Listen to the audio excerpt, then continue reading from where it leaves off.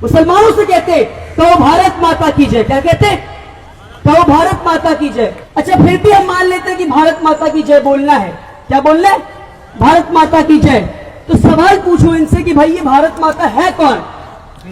सवाल पूछना है कि तुम भारत माता की जय बोलते हो, ये भारत माता है कौन? तो सुभाष चंद्र बोस ने भारत माता किसे बताया, मैं आपको बताता हूं। 1940 में 1940 सुभाष चंद्र बोस निकले चंदा लेने, डोनेशन लेने, और लोगों से घर घर जाकर डोनेशन ले रहे थे कि हमें पैसे दीजिए, अंग्रेजों के खिलाफ हमें जंग करना है। तो 1940 में एक मुसलमान यूसुफ मारफानी 1 करोड़ रुपए सुभाष चंद्र बोस को देता है, एक मुसलमान इंसान। तो उस मुसलमान इंसान के घर में एक बूढ़ी औरत बैठी होती है। वो बूढ़ी औरत जोर जोर से रोने लगती है। तो सुभाष चंद्र बोस कहते हैं, ए बूढ़ी माँ तू क्यों रोती है? तो बूढ़ी औरत कहती, मैं नाबीना हूं, मैं अंधी हूं और मेरे पास 1 करोड़ रुपए भी नहीं है, तो मैं तुम्हें क्या दूं सुभाष? काश मेरे पास 1 करोड़ रुपए होते तो मैं तुझे दे देती।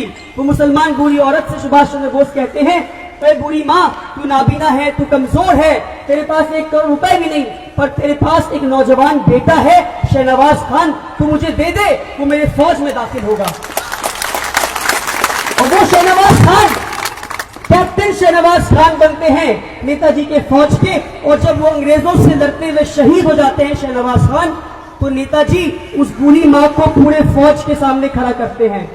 शहनवाज खान की माँ को पूरी फौज के सामने खड़ा करते हैं और कहते हैं कि हिंदुस्तान की फौज, तुम में से जिसने भी भारत माँ को नहीं देखा, इस बूढ़ी माँ को देख लो, ये है भारत माँ। आज तुम मुसलमानों से कहते हो भारत माता की जय बोलो, कहते हो जय श्री राम बोलो। जय श्री राम के नाम पे लोगों को डरा रहे हो, राम का नाम बदनाम कर रहे हो, तुम राम के नाम पे लोगों को डरा रहे हो। यकीन माने आज कई लोग जय श्री राम सुनते डर जाते हैं, जय श्री राम सुनते डर जाते हैं। ये हिंदुस्तान है या रिच हिंदू कल्चर है, इस कल्चर को बिगाड़ने की कोशिश ना करो, बल्कि होना तो ऐसा चाहिए था। अगर तुम राम प्रेमी होते तो राम का नाम सुनते बच्चा बच्चा के चेहरे पे मुस्कान आ जानी चाहिए थी। तुम राम प्रेमी नहीं, तुम राम विरोधी हो। राम हमारे दिल में बसते हैं, हमें राम के कैरेक्टर से मोहब्बत है। और कहते हो तुम राम प्रेमी हो, तुम मक्कार हो, तुम राम प्रेमी नहीं हो सकते। राम ने अपना सत्ता छोड़ दिया, वनवास चले गए थे, और तुम सत्ता पाने के लिए न जाने कितने लाशों पे खड़े थे। राम सच्चाई का प्रतीक है, राम सच्चाई का प्रतीक है, और नरेंद्र मोदी से बड़ा झूठा इस दुनिया में कोई नहीं। तो तुम राम प्रेमी हो, तुम राम विरोधी हो। एक बार मैं आचार्य प्रमोद कृष्णम के साथ बैठा था। मैं कहता हूं आचार्य जी, आप भी हिंदू, मोदी भी हिंदू, आप भी हिंदू, मोदी भी हिंदू, तो आप दोनों में क्या फर्क है? तो आचार्य जी कहते हैं, मैं असली हिंदू हूं और ये दुकानदार है जो दुकान चला रहा है। तो ये लोग फ्रॉड हैं, ये लोग दुकानदार हैं जो अपनी दुकान चला रहे हैं, और हमें हिंदुस्तानियों को मिलकर इनकी दुकान को बंद करना होगा। करेंगे? गीता का एक श्लोक है, वसुदेव कुटुंबकम। अभी हमारे योगी जी ने पढ़ा उस श्लोक को। इस श्लोक का क्या मतलब है? अपनी कितनी प्यारी किताब है गीता, कितना प्यारा ये श्लोक है। इस श्लोक का मतलब है the whole world is one family. पूरी दुनिया एक परिवार है, पूरी दुनिया एक परिवार है। ये गीता कहता है, कितनी प्यारी बात। अगर गीता कहता है पूरी दुनिया एक परिवार है, तो क्या हिंदू मुस्लिम एक परिवार नहीं? और हिंदुस्तान के हिंदू मुस्लिम छोड़ दीजिए, क्या पाकिस्तान के मुसलमान एक परिवार नहीं?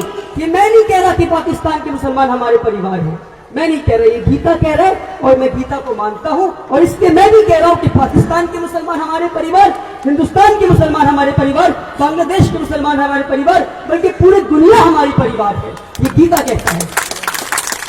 अब मोदी जी ने गीता पढ़ा नहीं, उन्होंने ये श्लोक पढ़ा नहीं, तो मोदी जी से पूछिए कि गीता का श्लोक है the whole world is one family, पूरी दुनिया एक परिवार है, इसका मतलब ये है कि या तो आप गीता विरोधी या गीता आपका विरोध है। जामिया मिलिया में पुलिस मासूम बच्चों पे गोलियां चलाती है।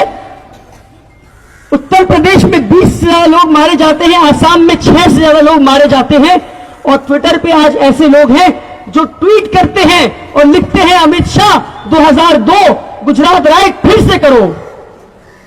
ये क्या हो गया? पूरी दुनिया में ढूंढ के मुझे दिखा दे, कोई ऐसा देश नहीं मिलेगा जहां कॉमन मासेस, जहां कॉमनर्स, आम इंसान ब्रुटैलिटी को, बर्बरियत को, किलिंग्स को सेलिब्रेट कर रहा है, जश्न मना रहा है कि कोई मर रहा है। एक्सट्रीमिस्ट करते हैं, गुंडे करते हैं, चोर चक्के करते हैं। जब आम नागरिक ट्विटर पे जाके ये कहता है कि अच्छा हुआ वो मारा गया, तो मुझे इस बात पे सवाल है कि ये क्या हो गया मेरे हिंदुस्तान को, क्योंकि पूरे दुनिया में ऐसा कहीं नहीं हो रहा है। ये सिर्फ इसलिए हो पाया है क्योंकि आज ये लोग कामयाब हो गए हिंदू मुस्लिम को बांटने में, और इनको कामयाब होने हमने दिया है। हमने बताया नहीं इनको कि हमारा इतिहास क्या है, हमने बताया नहीं इनको कि हम हिंदू भाइयों से कितना मोहब्बत करते हैं। तो इन्हें पता नहीं कि what is the idea of India. अगर आइडिया ऑफ इंडिया को समझना है तो हमें जवाहरलाल नेहरू और मौलाना अबुल कलाम आजाद के रिश्ते को समझने की जरूरत होगी। मौलाना आजाद जब पहला इलेक्शन लड़ते हैं, एक मुसलमान मौलाना आजाद पहला इलेक्शन लड़ते हैं, तो नेहरू आकर उनसे कहते हैं कि आजाद एक ऐसी कॉन्स्टिट्यूएंसी ढूंढ लीजिए आप जहां मुस्लिम मेजोरिटी में हो। तो आजाद कहते हैं पलटकर, अगर मैं मुस्लिम मेजोरिटी एरिया से इलेक्शन लड़ूं तो इस संविधान पर, इस देश पर और मुझ पर लानत है। मैं एक हिंदू मेजोरिटी एरिया से इलेक्शन लड़ूंगा और जीत कर दिखाऊंगा। And this is the idea of India. ऐसे आज मैं आपसे पूछता हूं, क्या मौलाना अबुल कलाम आजाद अगर आज 2019 में होते ये बात कह पाते? नहीं, because they have changed the idea of India. ये न्यू इंडिया की बात करते हैं। हमें न्यू इंडिया नहीं चाहिए, हमें पुराना इंडिया ही चाहिए जो था हमारा। हमें प्रोग्रेसिव इंडिया चाहिए, हमें न्यू इंडिया नहीं चाहिए। हमारा पुराना इंडिया बहुत अच्छा है।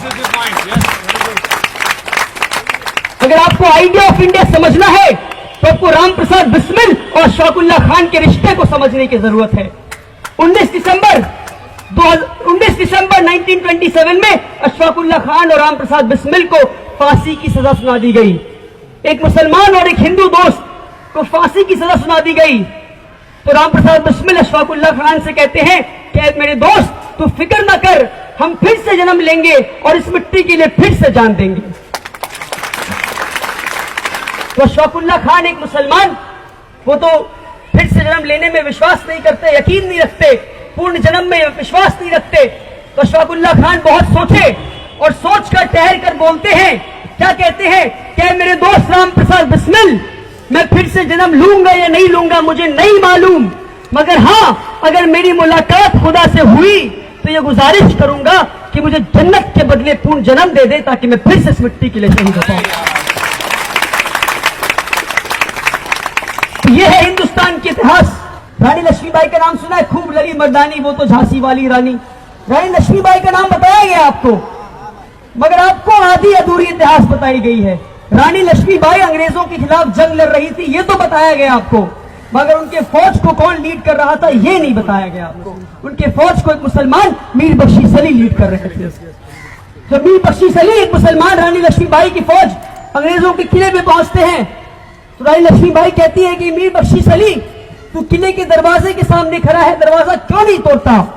तो मीर बख्शी सली कहते हैं कि दरवाजे की एक तरफ मस्जिद है, दूसरी तरफ मंदिर है, तो दोनों में से किसी एक को तोड़ना होगा। रानी बेझिझक कहती है कि ए मीर बख्शी सली तू मंदिर को तोड़ दे पर जल्दी से दाखिल हो जा अंदर। तो मीर बख्शी सली की आंखों में आंसू आ जाती हैं और वो पलट कर अपनी फौज से कहते हैं कि ए मुसलमानों की फौज, तुम्हारी रानी ने तुम्हारे मस्जिद को बचाने के लिए अपने मंदिर को कुर्बान कर दिया। आओ हम अहद करते हैं, जब तक हमारे सांसों में सांस बचा है, हमारे जिस्म में लहू का आखिरी कतरा बचा है, हम अपनी रानी की रक्षा करेंगे, रक्षा करेंगे, रक्षा करेंगे। ये है हमारे इतिहास। रानी लक्ष्मीबाई शहीद हो जाती हैं। हमें बताया गया कि रानी लक्ष्मीबाई शहीद हो जाती हैं, पर उनके साथ कौन शहीद होते हैं, कौन एक और लड़की शहीद होती है, उनके बारे में नहीं बताया गया हमें। जब अंग्रेज फौज लौटते हैं तो वहां एक लाश नहीं बल्कि दो लाशें मिलती है, दो लाशें मिलती है, एक रानी लक्ष्मीबाई और दूसरी उनके सबसे करीबी दोस्त एक मुसलमान लड़की मंदराबाई की लाश। तो ये बात आपसे छुपाई गई है, आपसे इतिहास छुपाई गई है। तो what is the idea of India? Rabindranath Tagore ने 2 लफ्जों में पूरा आइडिया ऑफ इंडिया लिख दिया, सिर्फ 2 लफ्जों में पूरा आइडिया ऑफ इंडिया लिख दिया। और जब भी मैं ये 2 सेंटेंस पढ़ता हूं, 2 लाइन पढ़ता हूं, मेरे रोंगटे खड़े हो जाते हैं। सुभाष चंद्र बोस लिखते हैं, where the mind is without fear and the head is held high। हम ऐसे देश में रहे जहां बेखौफ होकर रहे और सर उठाकर चल सके। क्या आज अपने देश में ये कर पा रहे? नहीं कर पा रहे हैं। आज हम खौफजदा होकर रह रहे अपने देश में, क्योंकि ये लोग आइडिया ऑफ इंडिया को बदलना चाहते हैं। अब मोदी जी कौन है? योगी जी कौन है? ये गोलवलकर के फॉलोअर्स हैं। उस गोलवलकर के जिसने एक किताब लिखी, बंच ऑफ थॉट्स।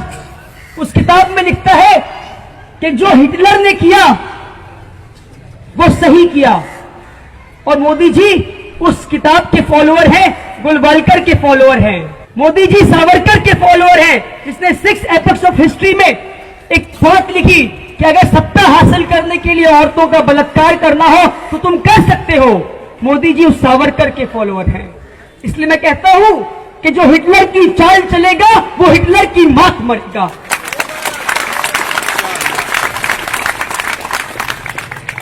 और जब जब जुल्मी जुल्म करेगा सत्ता की गलियारों से, चप्पा चप्पा गूंज उठेगा इनकलाब के नारों से।